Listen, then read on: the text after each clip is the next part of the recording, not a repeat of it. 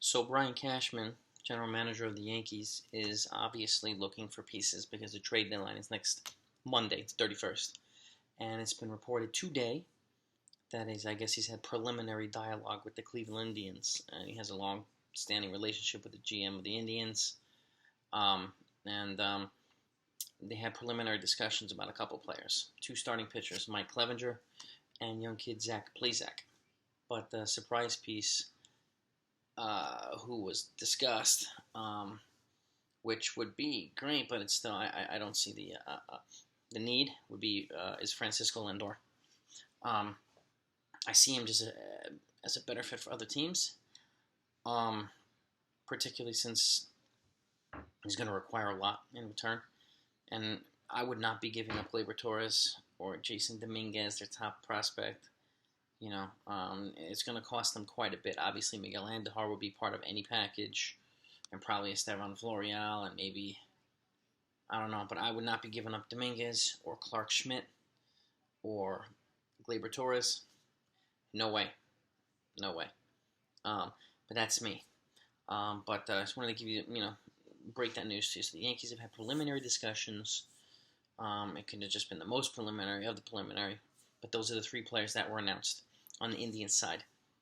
The other guys on the Yankee side were not mentioned. I'm just thinking of who might have to be part of the package. The expectation would be obviously they're going to shoot for the moon for Lindor. Even if they fall short, they're still going to hit the stars and get a lot in return. If I'm the Yankees personally, I pass. If I have to give up Torres or Gio, I don't want to give up Torres or Gio. But I get to Lindor as a top 5 player in baseball. He would make that lineup even more dynamic and so on. And if they can get a mega trade with him and one of those pitchers, that would be crazy. And we would be saying goodbye to some familiar names. I don't want to get rid of Clint Frazier either, personally, but I have a feeling he's going to have to be part of some kind of package. I hope they don't, but we'll see what happens. Let me know what you think. Do they need Lindor? Should they get Lindor? Who would you give up for Lindor? Or Lindor and, Plesac, or Lindor and Clevenger? I can't see all three of them coming to the Yankees. It would require like half the freaking farm. But I could see one of those pitchers coming. If Lindor came, it would be crazy. But again, I think the cost would be too prohibitive. I think he'd be a better fit somewhere else. If you want to know where I think he's going to go, take a look at my MLB trade deadline predictions video. It's in the description down below if you haven't seen it yet. I go over some pretty bold trades, Francisco Lindor being one of them. And his trade is actually a pretty shocking trade proposal.